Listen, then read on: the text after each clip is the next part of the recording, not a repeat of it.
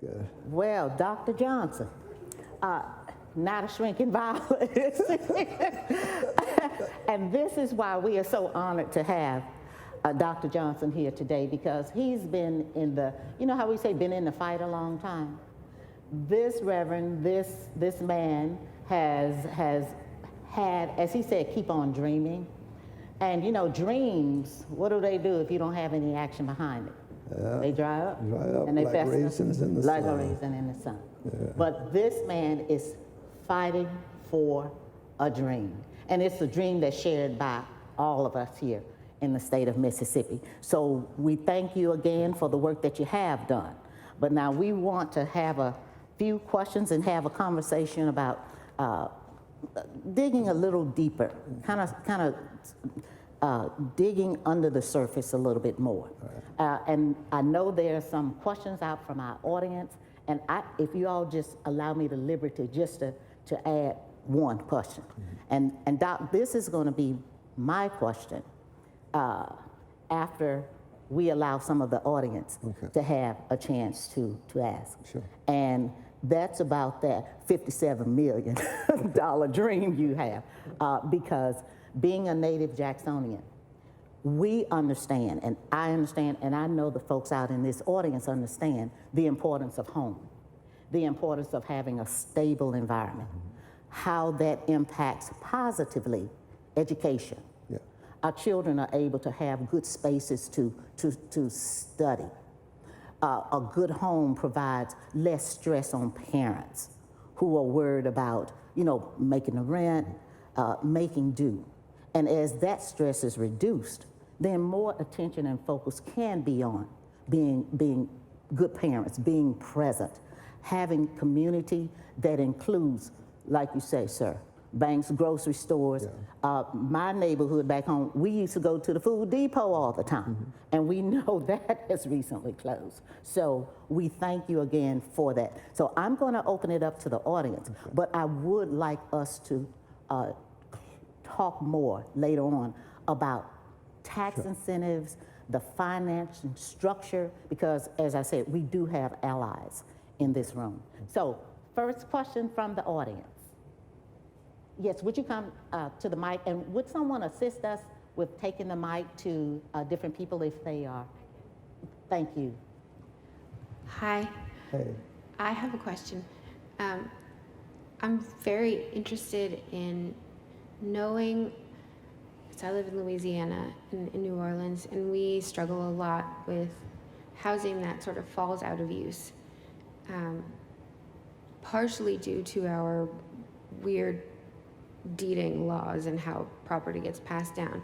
But one of the things that we see is when a family, when the property owner or the renter passes away, there's a big crisis in the transition for the next generation to become either the owner or the renter of that property. And I'm wondering how you've seen those transitions from generation to generation, if there is a plan for continuity of like placement within some of these properties, so that to avoid people becoming homeless or unhoused, if somebody, the primary person that you're dealing with, if something happens to them. And if I understood your question, what I think we, at least from my vantage point, what we would like to see is a change. We don't want to see generational poverty. And oftentimes, if a person lives in public housing, if the family of origin lives in the public housing, then chances are the next generation. We do have what's called our Family Self-Sufficiency Program, which is an emphasis of the authority. And that is, we want to move persons from dependency to sufficiency so that they can, if they're unemployed, if they need help with their education, job, and all the other, you want to move them from a state of dependency. And so our FSS program is one way we lead to home ownership. The other way is the Housing Authority has had its own program. Take, for instance, some of the single-family detached units we own. We have sold them to our families where we have carried the mortgage. In my former life as director of Jackson Housing, my agency was the first agency to receive approval for the 5H. We built roughly about 20 houses, single family, infill, dispersed, and which led to home ownership. And what we were able to do is take a silent second. We were able to get the bank to make the first mortgage with the guarantee of a silent second. We took on the silent second. And so if there were problems with the credit of the buyer, you worked with that buyer, potential buyer, until they were able to qualify for the loan. The houses, if you had done an appraisal of those houses, you would find that probably the appraised value was $120,000 minimum. And we sold them at $80,000. That gave them equity immediately and the silent second. So we want to encourage home ownership, but as you know, not every person can own. For a number of reasons, they may not be able to own. We carried, as I said, the Housing Authority, Mississippi Regional, carried the mortgage. They paid us at sub-market rates for the homes that we did sell. Under the FSS program, which has a little difference, they build up equity in terms of rent, which goes to them at the point they're ready to buy, so that they're able then to use that money, which has accrued, as down payment. So I think you've got to have all of the dimensions. You've got to have a rental program, a strong rental program, as well as a strong home ownership program, because everybody's at a different stage. I hope I. Yeah, it's a big question, so that was a good answer to. Yeah. Absolutely, and thank you for that question. If I just may interject and do a brief follow-up to that excellent question. We know that the issue, there's affordable housing, there's rental housing, but, and Jackson is no different from other areas. What's the impact, or has the Housing Authority been impacted, let's say, by the large swaths of houses, that single-family homes, I'm shifting there, that have been purchased? And in those instances, if you have, let's say, a company, corporation, or what have you, buying large swaths of houses, they belong to them, they're single-family houses. And if the value of those homes are increased to the degree that folks you're working with to try to get into homes, has that been a negative impact, positive impact, or any kind of impact? Would you speak to that? Yeah, and I guess I've seen both. What has happened in Jackson is that you've had large investors. Most of those investors have been from California that have acquired apartments, for instance, and where the rent was here, they want to raise the rents here. And so that has caused a problem to many families, particularly families that are paying their own rents. It has, what we insist on is this. Our inspectors go out, we do what we call a rent reasonableness. And so if the rent does not fit within what we consider to be the average or norm, then we deny it. But we're able to we're paying 100% of fair market today. we're able to go up to 110% of fair market. So the plus is that the investors are improving the properties. That's the plus. And we certainly support their giving a reasonable return on their investment. What we don't want to see is a displacement. But here is the one requirement that we have. We cannot pay subsidy on houses that do not meet minimum housing quality standards, that don't pass our inspection.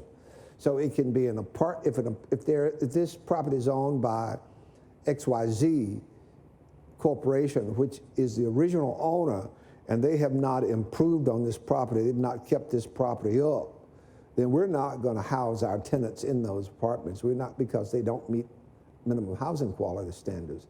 So on the one hand, we welcome the investment because it means we're going to have a better product. And then what we have to do is to make sure it's affordable. And we can do that by making sure that our voucher payment standard is within reason. That means that the tenant still pays their 30% of adjusted growth, adjusted gross income, and we're paying. So our payment may go up a little bit more, but their payment does not, so that they're not displaced. Outstanding. Yeah. Is there another question? Because if not, we're going to follow up with, you mentioned on one hand, and I saw the hand there. So could you get the mic there? And while she's moving there, you mentioned on one hand, yes, the improvement of the properties. The properties have to meet your standards. For owners who may not, for one reason or the other, not be able to meet those standards, is there, on the other hand, something, I don't know, within the regional authority or with relative cities that says you can't just let blighted properties sit around here year after year after year? Yeah. Is there I guess, a counterbalance with the housing, the need to improve, which is good, but ownership where after a certain amount of time, I don't know what that might be, years or what have you, that there's no improvement? Well, are there supports for that? Yeah, the city of Jackson has regulations. They've instituted a change where all rental properties over a certain number must be registered, and the city is enforcing its code, is doing code enforcement. So that is more of a city responsibility and not a housing authority responsibility. Our responsibility is at the point where we cannot pay subsidy on houses that do not meet minimum housing quality standards. That means the house must be a standard house. It must conform to code. Houses which do not conform to code is the city's responsibility. And the city of Jackson, under this new planning director, is enforcing that, is requiring landlords, property owners really, to improve their properties or they will be condemned.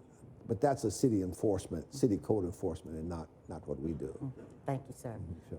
There's a question. Oh, yes, sir. If you're comfortable, if you don't mind, would you state your name and your the reason you're here, or any organization you're affiliated with, if you so desire? Yes, ma'am. Good morning. I am Minister Tamar Morgan of Clark Atlanta University. I am an incoming freshman, sociology major, African American Studies minor. And my question is on today is, how can someone like myself at the age of 18 years old begin to get started in this work? I have been inspired today, and I want to know, what can I do to make a change within my Atlanta community and get started in this housing projects development? Yeah. Excellent idea, because what has also happened is that there's the aging factor. Let property owners, landlords, persons who own more than just one property, their own dwelling, they are aging, and they want to get out of of managing property. It's gotten to be a burden. You need to find someone who has several units that they would like to sell. You buy them from them. You see, I don't watch HTV. Is that? HGTV. HGTV, yeah. You can tell I don't. But my daughters do. And they're always saying, Daddy, they're flipping, right? But you're not going to flip. What you're going to do, you're going to take that property, you're going to try to buy it if you can. You're going to invest and reinvest. And then remember that there's a local housing authority in practically every city. And great resources, tremendous resources. And don't let someone say to you, oh, stay away from Section 8. Look, they don't know what Section 8 is. Their idea of Section 8 is not what Section 8 really is. You find a public housing agency and you say, I have these properties and I would love to have these properties available for Section 8 tenants. And it's a great relationship. And so that's how you begin. You buy one property. If you buy that, you can get it cheap. Then you go to the bank, you get money for financing, you improve that. You go get another one, and you keep doing it. And it works out. South Jackson, and we're not far from South Jackson, used to be predominantly white at one point. Properties were, typical middle class, middle income properties, owners. And they've changed. A lot of vacant properties.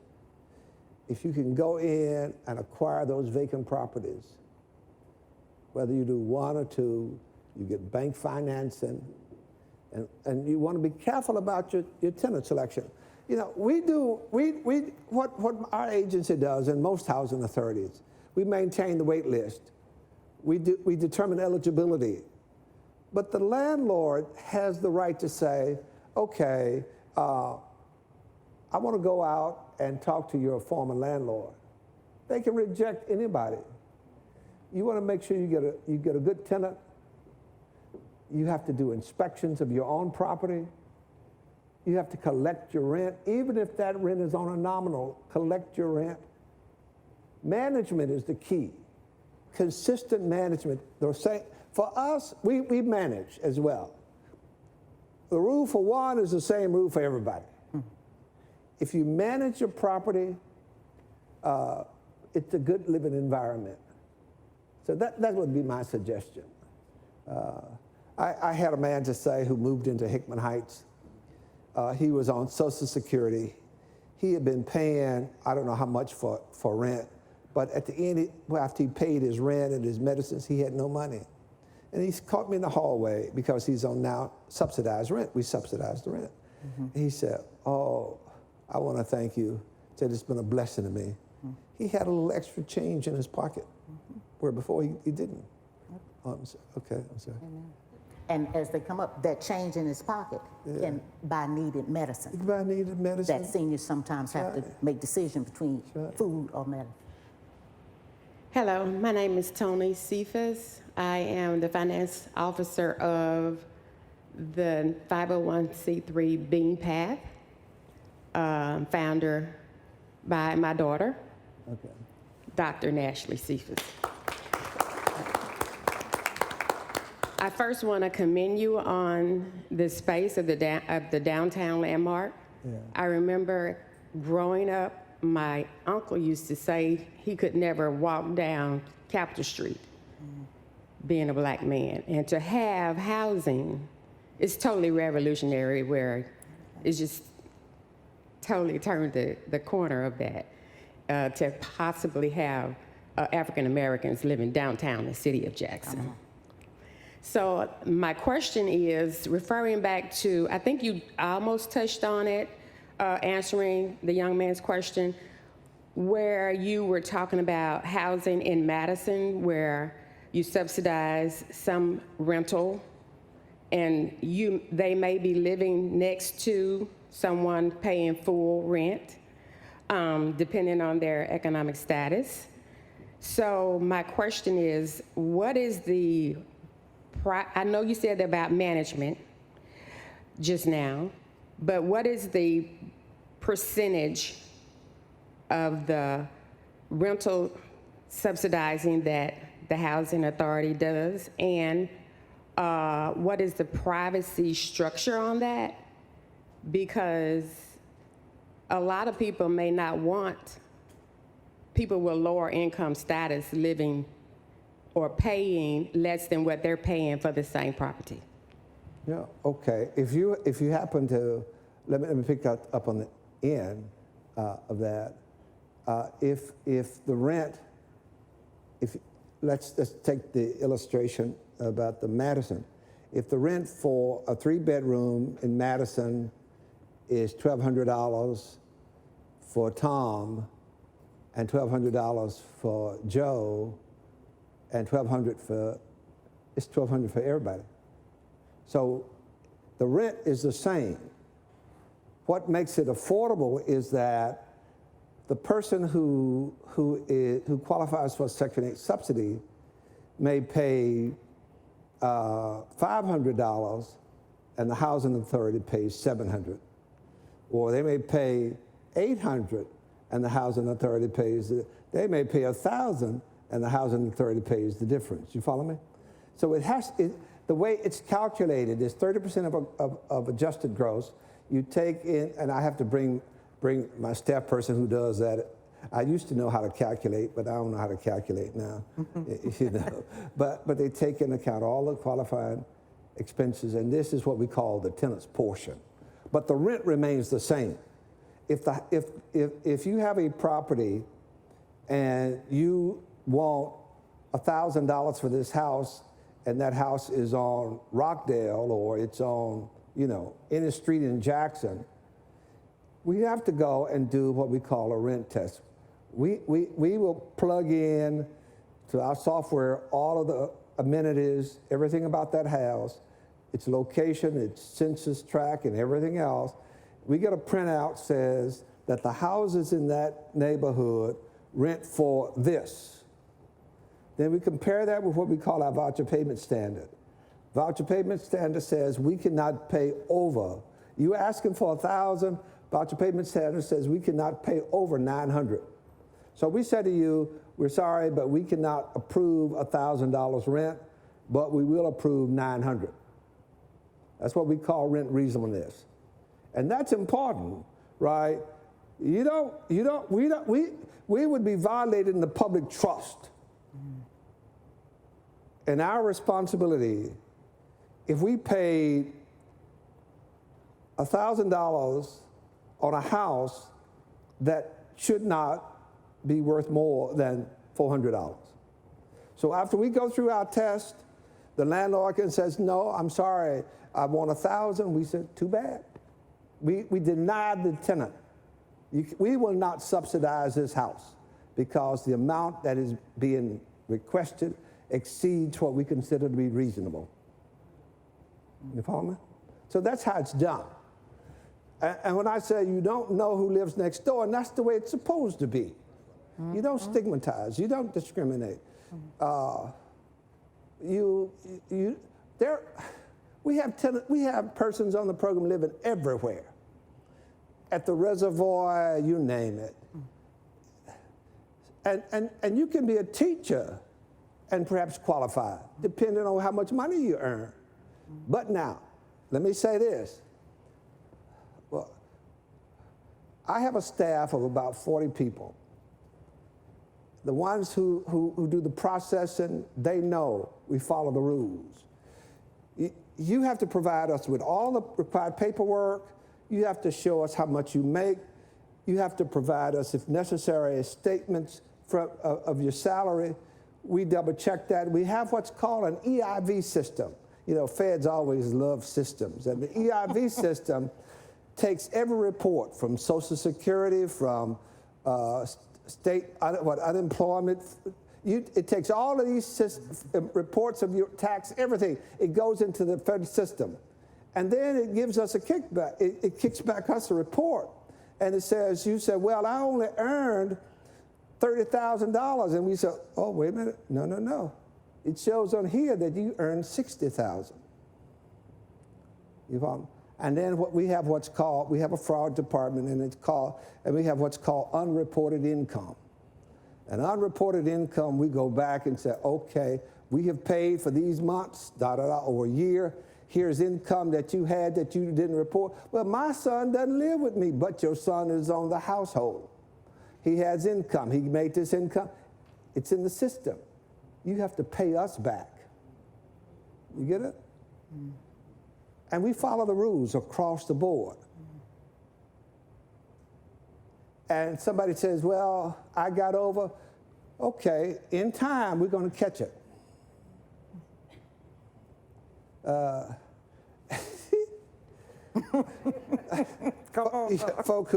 Folk who got this extra PPP, because they had, I do hair business. And you don't have a license, but somebody told you that you can, because you plait hair, that you can claim a business. Trust me, if you got a voucher, we're gonna hear it. We get these discrepancy reports in every month, and we have to go down. Oh, well, here is somebody who has a voucher, but we find out that they're not living in the house. Girlfriend living in the house, and they living over here. Boy, you in trouble. I mean, we don't play. I don't play. I mean, let me tell you why. Because there are needy people. Mm-hmm. It's not for the greedy. Mm-hmm. It's for those who need it. Mm-hmm. You get it? That's good. So I don't know, Ms. Cephas, if I asked your question, but let me tell you, your daughter is not over there, is she? Where is she? My sight is bad, and the light is light. Oh. Let me, and I'm not gonna say, but you're gonna meet her later on. But Ashley is my favorite person. Yes. Ashley Cephas. She's doing a terrific job. I've just been trying to get her to do a terrific job with me. Actually, Dr. Cephas. Well, thank you, Dr. Johnson, for that response. I'm sorry. Another question? Okay. 2 more questions. Okay. Yeah, and I won't make my answer long. I'm sorry. I'll make my question short, if that'll help. Name's Tom Casey, and I'm an admirer of Wendy's, which is why I'm here. But I've been on the board of directors for 2 housing authorities at various times. I actually think the reason my hair is white is trying to understand Section 8. But I'm also from the greater Boston area. And one of the things we're experiencing there is the numbers can always work. The funding sources and the protocols that are in place can be gamed, but for the most part, they're there. What we're experiencing now is really ugly, which people just don't want the housing near them. They don't want it in the communities. Is that something that line has been crossed here, or is that where you're spending most of your time? The fact that people don't want public housing in the community is everywhere. I've had to confront it, and we worked through it, and we've had some successes. Let me say what I think has been our success, if in fact we've had one. The Midtown Jackson, just outside of the historic Fair Street district, is an old neighborhood, and there were slums in that neighborhood, and you had Habitat for Humanity, you had a couple of other groups, housing groups, that wanted to make a difference. And at that time, I was director of the Jackson Housing Authority, and so we agreed that we would take part of Bell Street and I think maybe another street, and we would build houses. And we sat with the architect and with community people, and we came up with a design that we thought was compatible with the community. And one of the things in the what we call the North Midtown is that people love to sit on the porch, the garret. Mm-hmm. So we designed these houses with these wraparound porches, right?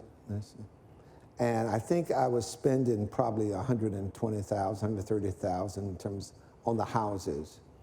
And so I got an article written in the paper at the time criticizing me for spending too much on housing for low-income families, for poor folk. Well, I mean, so you know what my response was? I have to go back and find it. I wrote an op-ed, as scathing as I could. In essence, it was people deserve good housing. That was 20 years ago. I came by there just this morning. Those houses are still looking good. You wouldn't even know that they were public housing.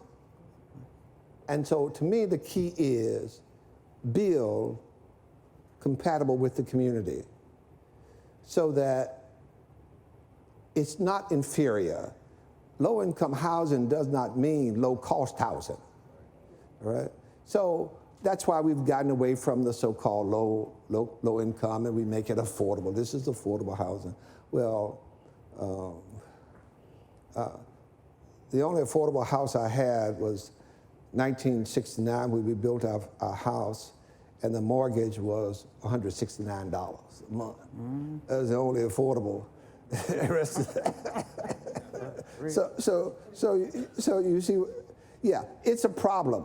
But I think you can mitigate that and you can overcome it while you involve the community. When we got ready to do Hickman Heights, we didn't know what it was going to call, what we were going to call it at the time, but we knew what we wanted to do. So we met with the community organization. We called the leadership of the community organization. I think it must have been on Thursday night. They had a meeting. We went, we met, we talked about what we wanted. There was buy-in. You know, we answered all their questions and all of their concerns because we did not want to intrude. We did not want to invade their community. We wanted to be a part of the community. And so we had to go and get zoning changes and variances. And so there was no opposition because we had talked to the community up front. That's the one thing I learned. It's important to do. If there is a neighborhood association, neighborhood organization, and you want to build in the community where that, you get the buy-in. You show them the plans. When we did the Chula, we met with the Board of Aldermen. I had color plans, you know, big and an easel.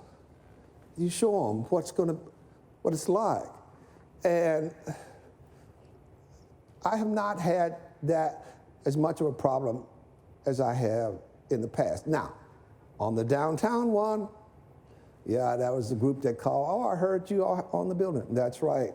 You had this dude who named Kingfish who wrote an article about kiss. You know, we can be. We're real here. You follow me? So you got that group of folk who are going to talk about it, going to keep it out, but they're not going to do anything to help the people who need it. So, but I understand. It's a problem everywhere. A guy called me and says, well, you know, we don't think there should be babies in diapers walking down Capitol Street with bottles hanging out of their mouths. I said, what do you want to do? You want to buy it? Well, so, yeah, it's a problem. But you, buy-in of the community, making sure that what you're doing is compatible, is design quality and all of that, and you don't have this over-concentration. And then mixed income. You bring all of the families, even in what I'm talking about there, it's mixed income. We're limiting the number of vouchers. We have market rate. We're trying to do affordable in terms of the workforce. So it's a community. Enforcement of your management and lease, your enforcement of the lease is important. If you don't enforce the lease, we're confronted now with something we have not been confronted with before. And I'm not sure, I need some help on it. And that's medical marijuana. We got a guy now who says, he pulls a card and says, oh, I'm allowed to smoke marijuana. And the folks said, we smelling marijuana all down the hallway. I hadn't envisioned that. You know, and if you say, hey, you got to go outside and smoke it, then we violated his right. Well, anyway, those are just problems. If somebody knows how to deal with that one, I'm open for that. No, well, you're right. Yeah, okay, I got you. That's right. I got you. The question is his prescription for edible equal to his smoke? I don't know. Good morning. My name is Marion Rhodes, and I'm I think a 40-year friend of Wendy Lewis. So we met when we were like 10, though. So don't do a calculation. First, I want to commend you on your talk this morning because I do HR, but I do D&I also. And when I looked at the subject matter, I'm like, I'm going to come and support Wendy, but what am I going to get out of this? Because I don't really do housing, but I want to commend you for the education of housing, because I guarantee there's a lot of people in the room that don't know in depth to where you went today as to how this affects our community. I grew up in Rochester, New York, and my dad committed his life to this. He owned he ran a community center in a lower income area. And I watched him daily try to be an ally to the people in that community for the betterment of them. And what I get out of today is that, just like you talked about Section 8, and when people make assumptions about Section 8, it's the same thing they do with D&I. They don't understand why they do it.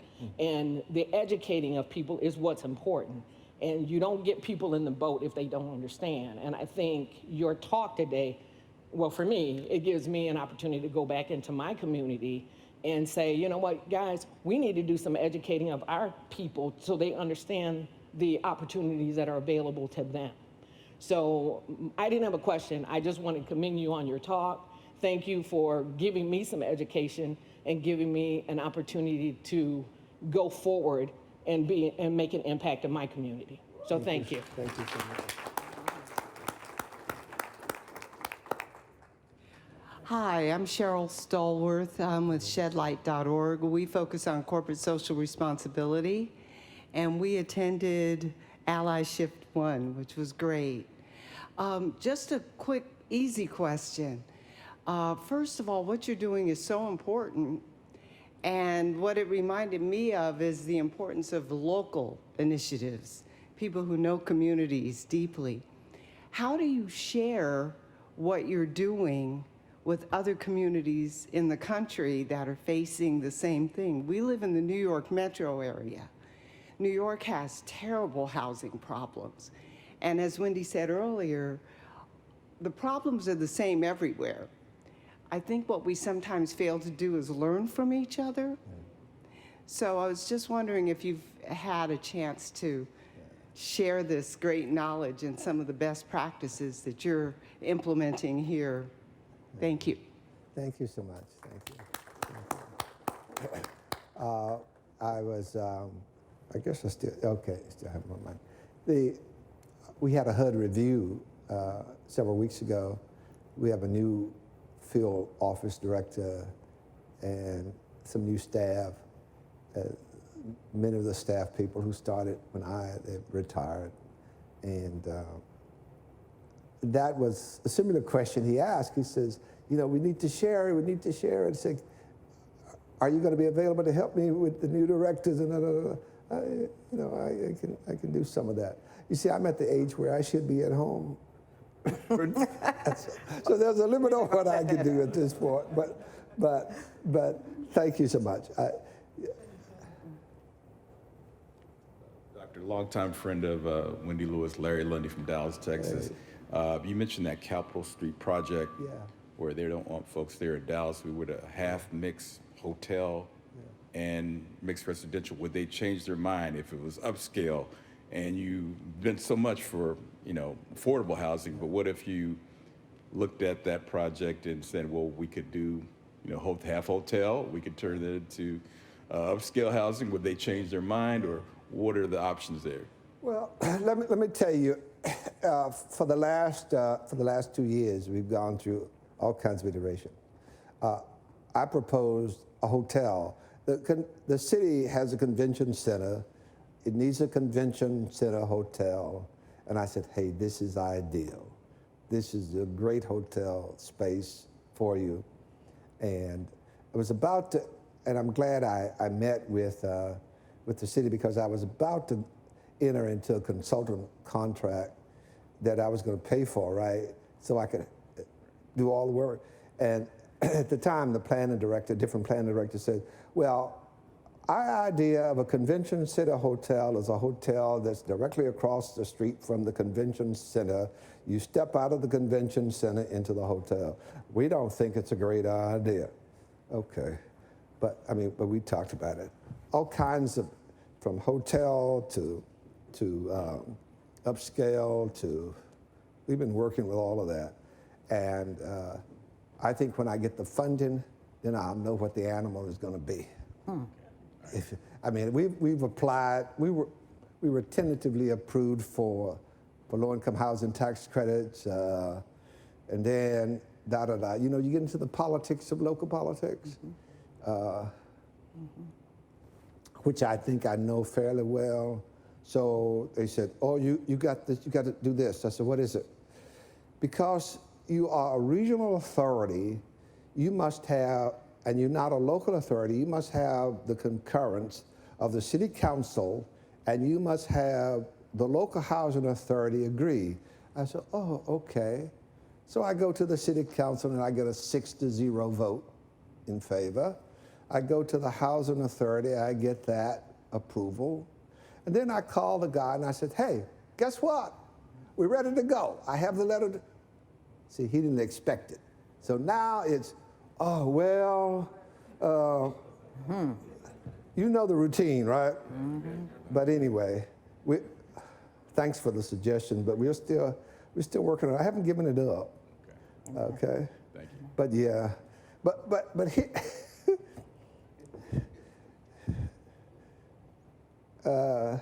yeah.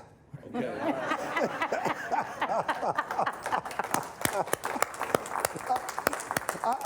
I must be careful. Sometimes the preacher in me wants to be more transparent than he should be. And that's why we are going to have more conversation with Dr. Hickman Johnson, but we are going to take a brief moment to, we have another very special guest with us. Yes, once again, thank you, Reverend Johnson and Janice. Thank you so much. Our pleasure, our pleasure. We just have, we'll do a part 2. And they will be back for part 2. I'm bringing up now Councilman Aaron Banks, who's taken time out from his schedule to join us. Please.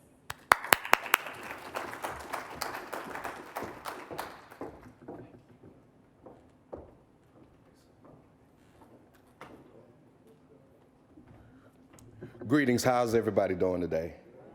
Well, listen, it is good to be here. It is good to see this partnership. I walked in and I heard Reverend Johnson talking about my dad's hometown, Chula, Mississippi, and the development that happened there. And it's just good to know that, there are organizations like AllySHIFT that want to not only focus on, building allies, but being able to shift perspective and being able to shift minds to make sure that there is a collaborative that builds sustainability, specifically within our local governments.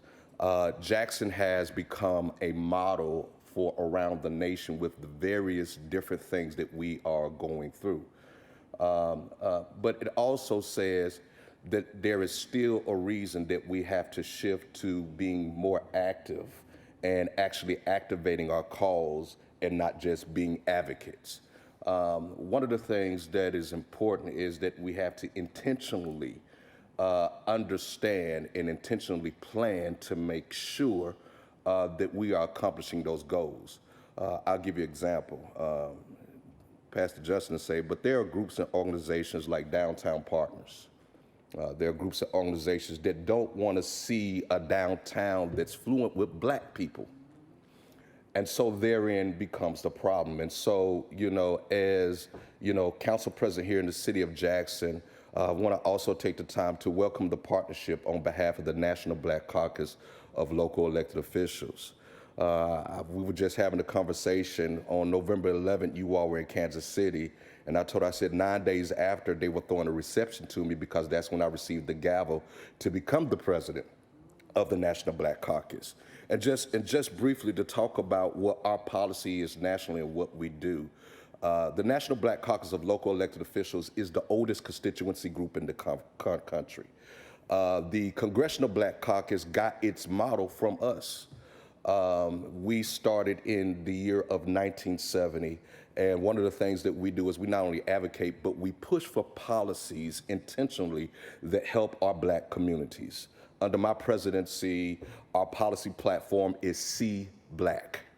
That's safety, education, and economics for black communities.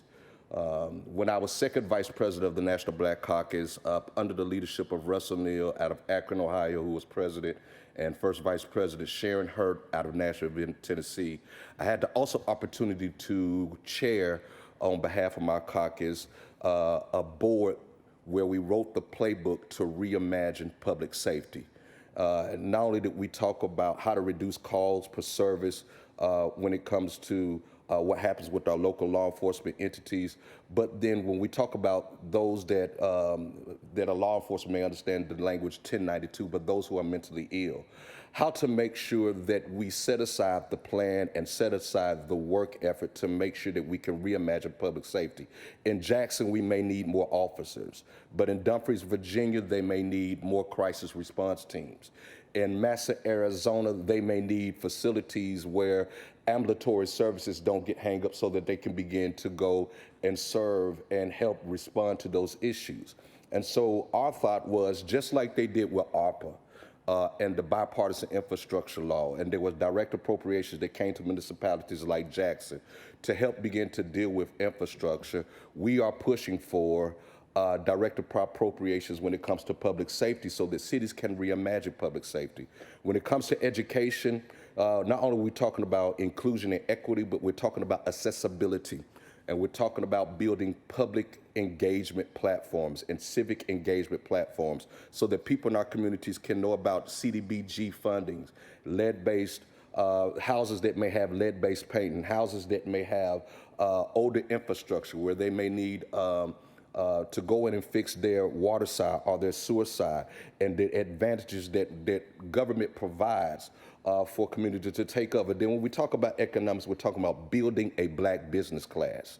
One of the reasons why Pastor Johnson becomes a threat is because he represents a black man that can be a part of what we call a black business class. Not long ago, and Vic would tell you, I authored an ordinance called the Rental Registry Act for the city of Jackson, Mississippi. Part of the reasons why, because 54% of the city is rental. That's a problem. It's a problem. When 54% of a major black city in a red state is all rental, that's a problem. When you look at the ownership or the landlords that own the properties, 80% of them don't even stay in the city of Jackson. That's a problem. And so what we did was we mandated, one, that if you're going to rent properties in the city of Jackson, you got to have a local agent that stays in Jackson. And if you don't want to have a local agent that stay in Jackson, then don't just use Jackson as your cash cow. And so we have to wake up. We have to intentionally see black. We have to make sure that in what we advocate for, that we're willing to activate. And the biggest problem is that we can talk real good, we can sound real good, but when it comes to pushing forth the policies and pushing forth the things that are necessary when it comes to our true activism, then sometimes we're silent. And so I welcome this partnership.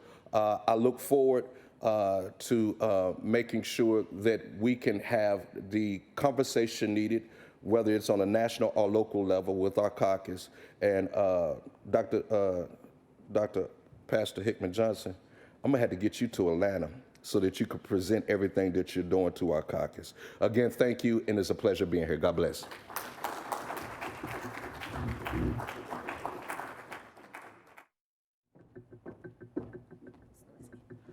Thank you so much, Councilman Banks. Let's give another round of applause, please.